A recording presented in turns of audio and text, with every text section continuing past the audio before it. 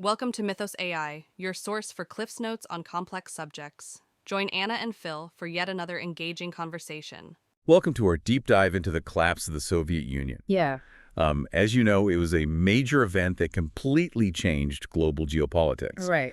We are going to take a close look at the factors that led to the Soviet Union's end back in 1991. Yes. You might think you know why this happened, but it's way more complicated and interesting than you might think. It is. To really understand this moment in history, we need to go back to the very beginning, to the Soviet Union's founding. All right. And we need to examine the political, economic, and social forces that were at work throughout its entire existence. So let's rewind back to 1922. Right. How did this huge union, this massive entity, even come into being? Well, it all started after the 1917 Russian Revolution and the really brutal civil war that followed. Right. In December of 1922. Okay. The Soviet Union was officially formed. It was known as the Union of Soviet Socialist Republics. The USSR? Yes, the USSR. Okay. It was originally made up of 4 republics: Russia, Ukraine, Belarus, and the Transcaucasian SFSR. Wow. Which eventually split into Georgia, Armenia, and Azerbaijan. So we see from the start, it's this mixed bag of republics all brought together under a single banner. Yes. So what held them together? What was the glue? It was really Vladimir Lenin, a Yeah. strong believer in Marxist-Leninist ideology. Yeah. His vision was of a state that united these diverse groups, Right. ethnic groups, national groups, under this centralized communist government. Okay. This basic structure, Mm-hmm. this idea of a unified, centrally controlled state played a really big role in what would later happen. Now, Lenin died in 1924. He did. That was a major turning point for the Soviet Union's future, wasn't it? Oh, absolutely. Yeah. Joseph Stalin rose to power. Right. Stalin is known for industrial advancement, but also for really harsh repression. Yes. His time in power, Mhm. from 1924 until he died in 1953, Yeah. is crucial to understanding why the Soviet Union eventually collapsed. Stalin's policies, although they were initially aimed at rapidly making the Soviet Union an industrial power, actually ended up having long-term effects Mm-hmm. that would later lead to its decline. I see. His first 5-year plan, Right. which was from 1928 to 1932. Yes. It's a really good example of that, right? Exactly. This plan was all about taking the Soviet Union from a farming-based society and making it a huge industrial player. Uh-huh. And it did. It actually worked in that way. Okay. The Soviet Union went through this crazy fast industrialization Right. with massive amounts of money going into things like steel and coal production. Yeah. But all that came at a huge human cost. We always hear about the collectivization of agriculture in that period. Yeah. Can you explain what that involved and how it affected the people? Collectivization was basically forcing individual peasant farms to combine into these big state-controlled collective farms. Yep. The idea was to make more food and control the farmers, Oh. but this policy actually caused widespread resistance. Mm-hmm. It disrupted traditional ways of farming, Uh-huh. and it caused a huge drop in food production. And that decline in food production had some pretty devastating consequences. Yes. Didn't it? Yes, it did. It led to one of the darkest chapters in Soviet history.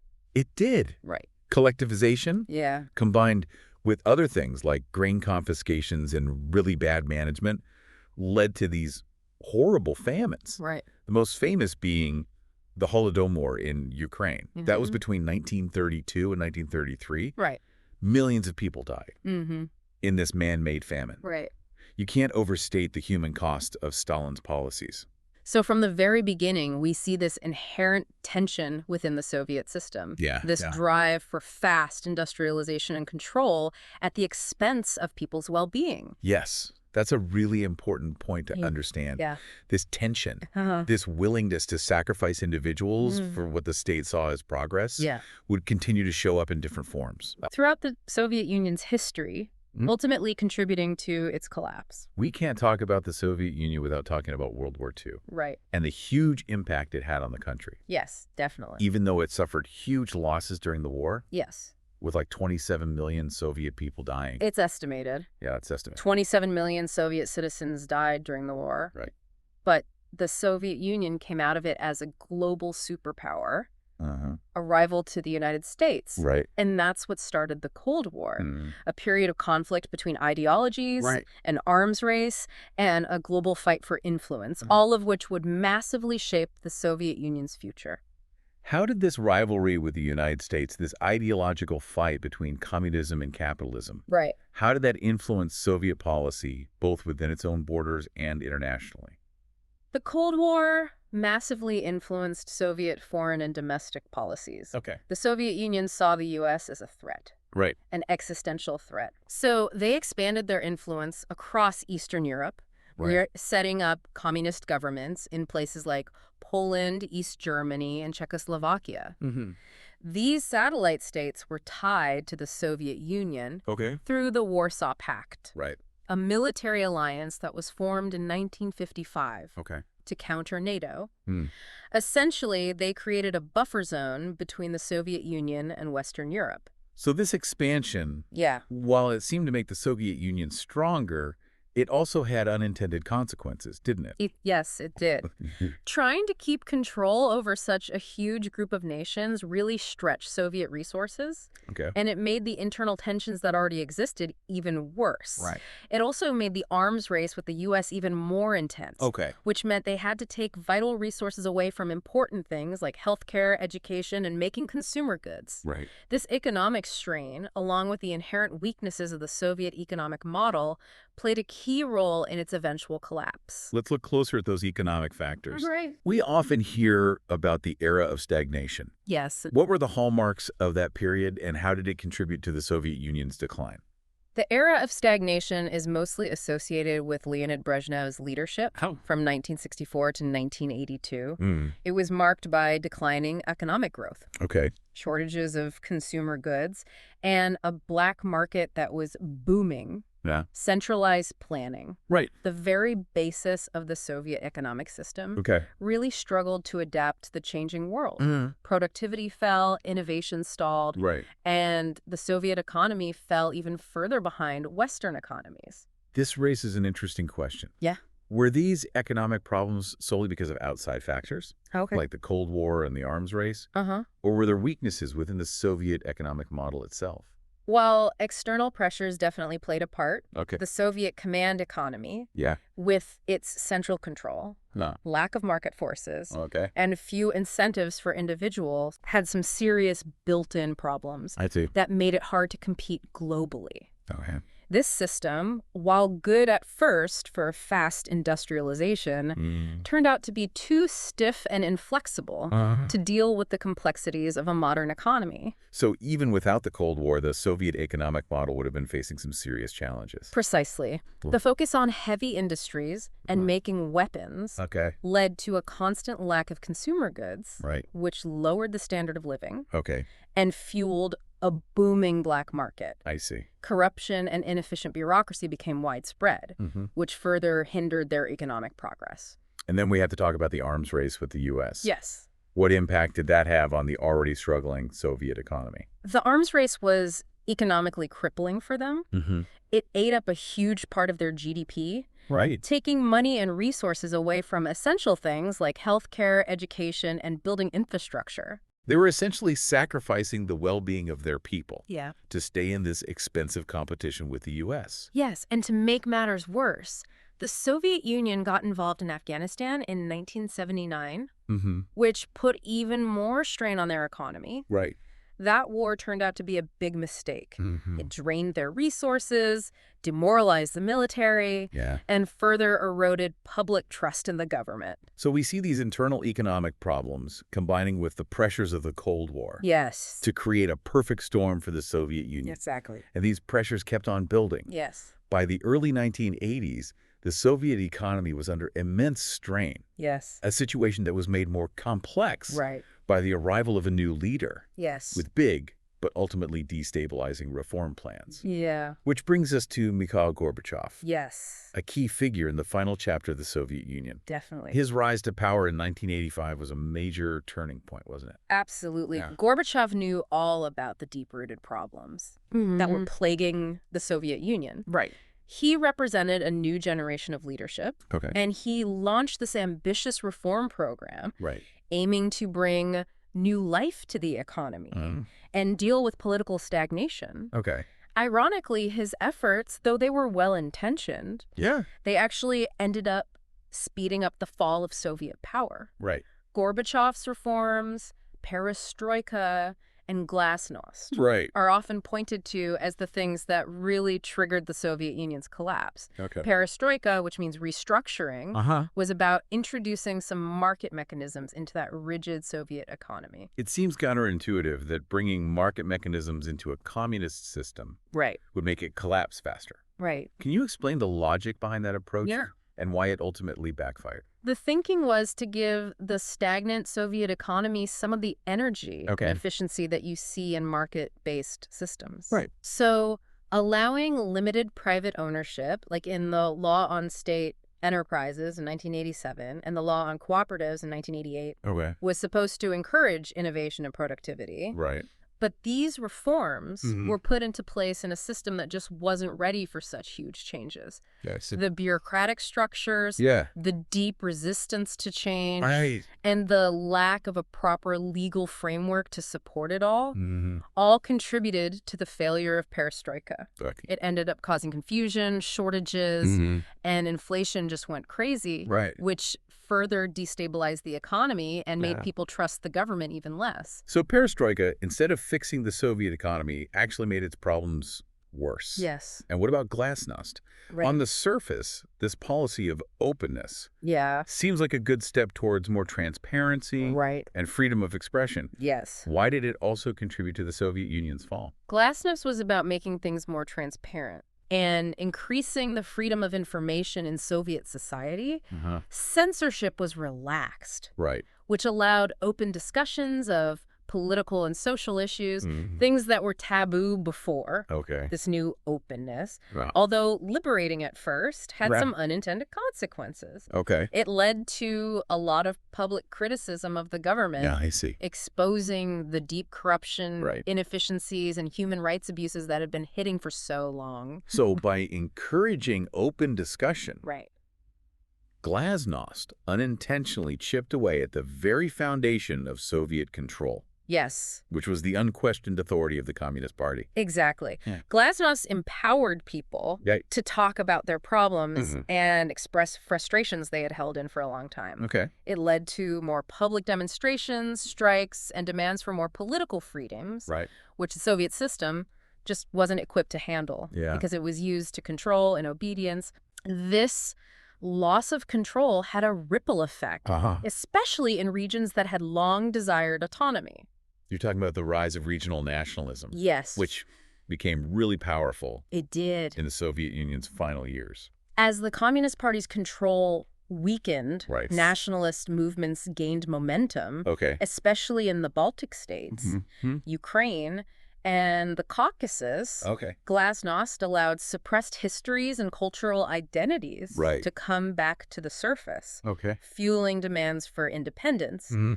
and self-determination. These nationalist feelings, which had been simmering beneath the surface, Right. were now out in the open, Yeah. challenging the very idea of the Soviet Union Okay. as a multi-ethnic state. Were there any specific events that showed this growing desire for independence? Yes. Events that caught the world's attention Yes. and signaled that the Soviet Union was beginning to crumble?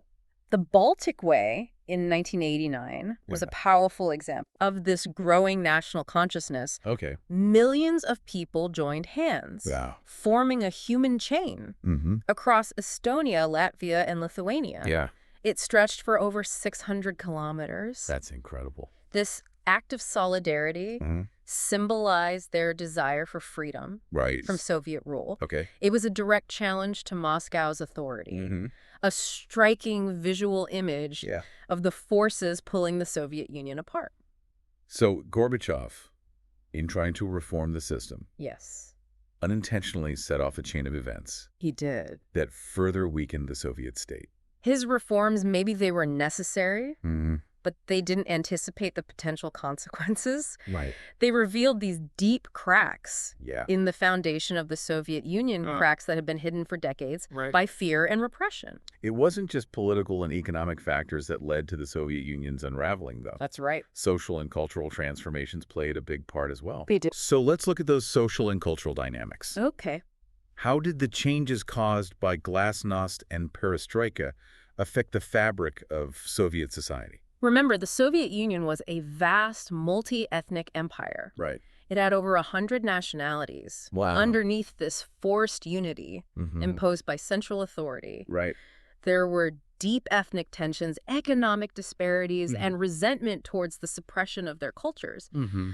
Glasnost provided an outlet Okay. for these long-held grievances to finally come to the surface. So Glasnost, which was meant to promote transparency and dialogue, Yes, inadvertently opened up this Pandora's box it did. of ethnic and nationalist tensions Right.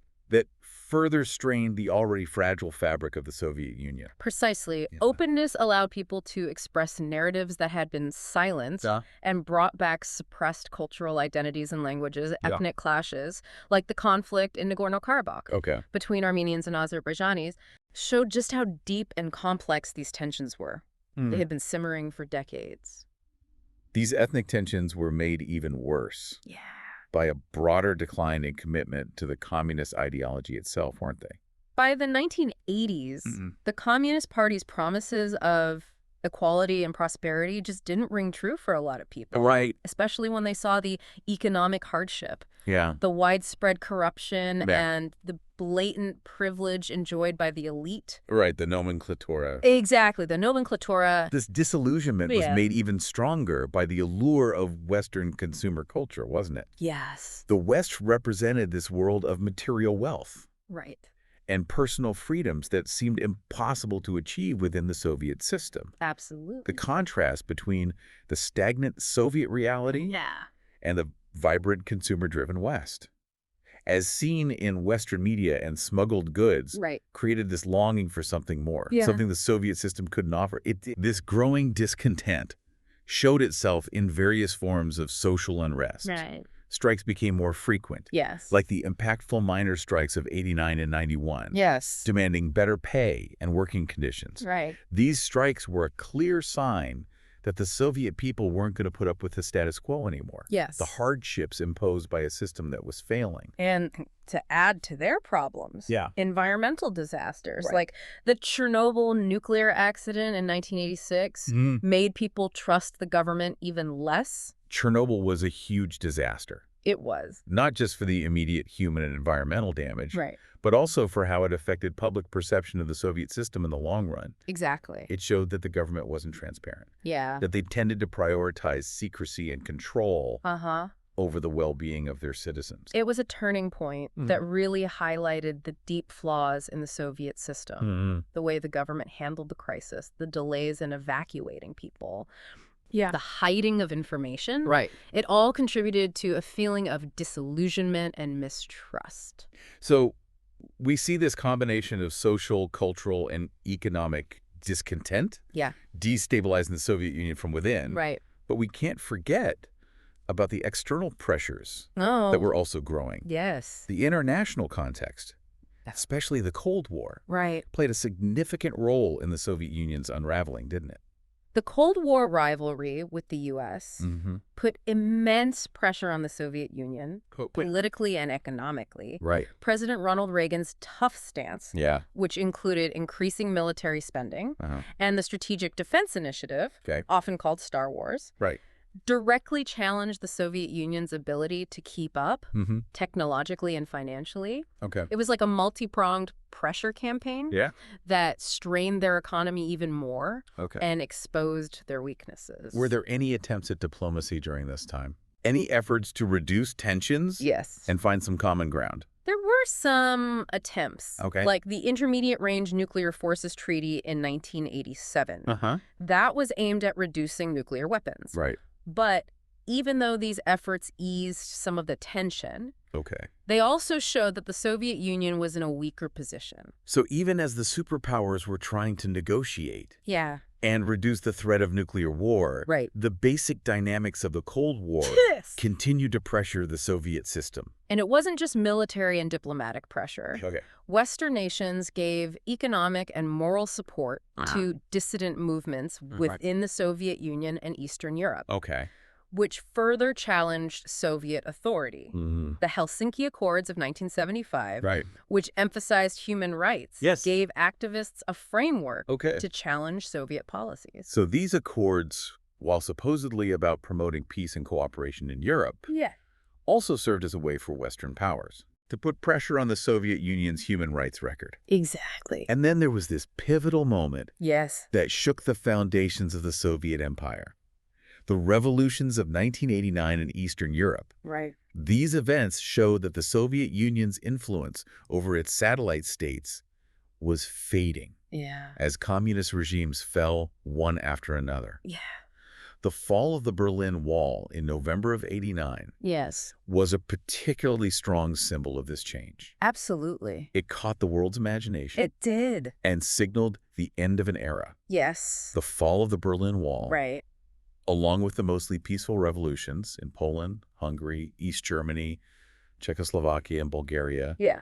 showed that Soviet dominance in Eastern Europe was over. It did. It was a huge blow to the Soviet leadership Yeah. to see their power slipping away. It clearly showed Yes. that the Soviet model wasn't appealing anymore, Right. even in countries where it had been forced on them for decades. Yeah. By the late 1980s, the Soviet Union was facing a perfect storm. A declining economy, political reforms with unintended consequences, social unrest, and declining international influence. Yes. This brings us to the final chapter, Okay. the events that ultimately sealed the Soviet Union's fate. Yes. Let's start with the Chernobyl disaster and its impact. Okay. We've talked about the psychological and political consequences, Right. but can you elaborate on its specific role in speeding up the Soviet Union's demise? Chernobyl really pushed Glasnost forward. Okay. The government's initial attempts to cover up the extent of the disaster Right. and their mishandling of the crisis just fueled public anger Mm-hmm. and demands for more transparency. It was a moment of reckoning, wasn't it? It was. It forced the Soviet leadership to face the flaws in their system, Right. the results of secrecy, and the growing gap between the government and the people. Yes, it was. And then just a few years after Chernobyl, there was an attempt to reverse course, Right. the August 1991 coup. Exactly. In August of 1991. Okay. Hardline members of the Communist Party and the KGB, they were worried about Gorbachev's reforms Mm-hmm. and the fact that the Soviet Union seemed to be getting weaker. Okay. So they tried to overthrow Gorbachev. Right. They wanted to take back control. Huh. They declared a state of emergency, Okay. but their plan completely backfired. Why did the coup fail? Well, it was a few things. Okay. The biggest reason was that people resisted. Okay. People all across the country took to the streets. Mm-hmm. They refused to go back to the repressive policies of the past. They'd gotten a taste of freedom under Gorbachev, Mhm. limited as it was, Exactly. and they weren't going to let it go.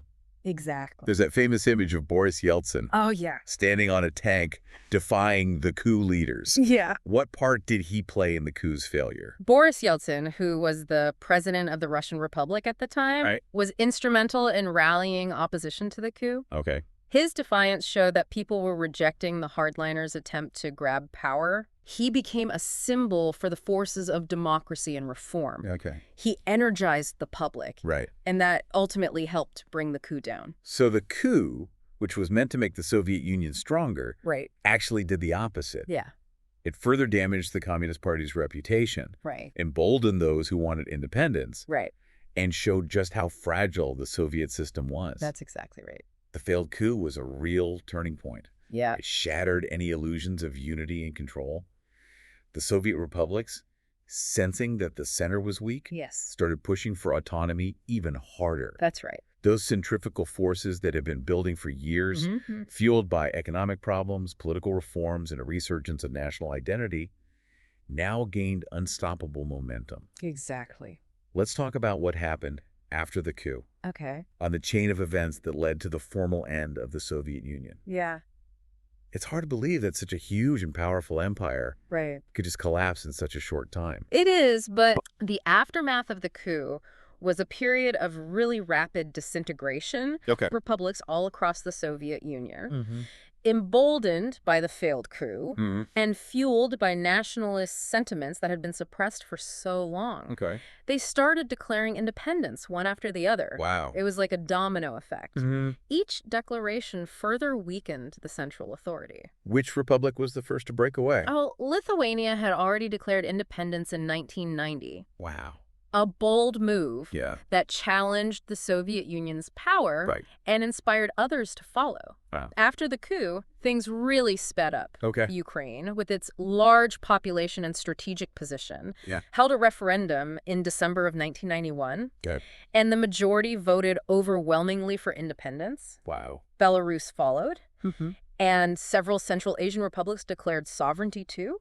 The once unified Soviet Union was breaking apart fast. Yes, it was. It was like the glue holding the empire together just disappeared, letting all the pieces drift away. Yeah. What about the Belavezha Accords? Right. What role did they play in the formal dissolution of the Soviet Union? The Belavezha Accords, signed on December 8th, 1991, were the final nail in the coffin for the Soviet Union. Wow. The leaders of Russia, Ukraine, and Belarus, Boris Yeltsin, Leonid Kravchuk, and Stanislav Shishkovich, met in secret in the Belavezha forest and signed an agreement. What did the agreement say? It declared that the Soviet Union, as a subject of international law and geopolitical reality, ceases to exist. That's a powerful statement. It was. A momentous decision It was. that effectively ended an empire that had existed for over 7 decades. Yes. It must have been surreal to witness the dismantling of such a powerful entity. It really was. So this agreement, Yes. which was later formalized by the Alma-Ata Protocols, established the Commonwealth of Independent States. Right, the CIS. Yes, the CIS. Okay. It was a loose association of former Soviet republics in an attempt to manage the transition Right. and create some kind of order in all the chaos. And what about Gorbachev? Right. What happened to him during this chaotic time? Gorbachev, seeing the way things were going, resigned Okay. as president of the USSR on December 25, 1991. Wow. He recognized that the Soviet Union he inherited, Right? the one he tried to reform, was gone. The Soviet flag was lowered from the Kremlin for the last time, It was. marking the official end of the Soviet Union. Yes. The end of an era. It was. The close of a chapter in human history. It was. So after 74 years as a major force in the world, as a superpower that shaped global politics and touched millions of lives, Right. the Soviet Union was no more. Its legacy is complicated. Yes. A mix of good and bad. Mm-hmm. Successes and failures. But its collapse offers valuable lessons yes. for understanding the world today, doesn't it? Absolutely. The Soviet Union's collapse shows us how important it is for governments to be responsive, Okay. to address social and economic inequalities, and the dangers of suppressing dissent and stifling innovation. It highlights how difficult it is to manage societies with multiple ethnicities. Right. And the potential consequences of too much centralization and rigid ideologies. It's a cautionary tale about how even empires can be fragile. Yes. And how important it is to adapt, be inclusive, Right. and respond to the needs of the people. Yes. It seems like the Soviet Union in its final years was like a microcosm of many of the challenges the world is facing today. Yes, it was. Economic inequality, political polarization, ethnic tensions, and the struggle to balance individual freedoms with the needs of the state. Exactly. Its collapse gives us valuable insights into these challenges. Yes. And reminds us that even the seemingly strongest systems Right. can crumble when they fail to adapt to change Yeah. and meet the needs and aspirations of their people. Exactly. The Soviet Union story is a reminder that history doesn't always move forward in a straight line, Right. that progress isn't guaranteed, and that even the most powerful empires can stumble and fall. Absolutely. It's a lesson we should keep in mind Yes. as we navigate the complexities of the 21st century, Definitely. a century shaped by Thanks for listening to Mythos AI. Stay tuned for more concise insights. And remember to hit the like button and subscribe for future episodes.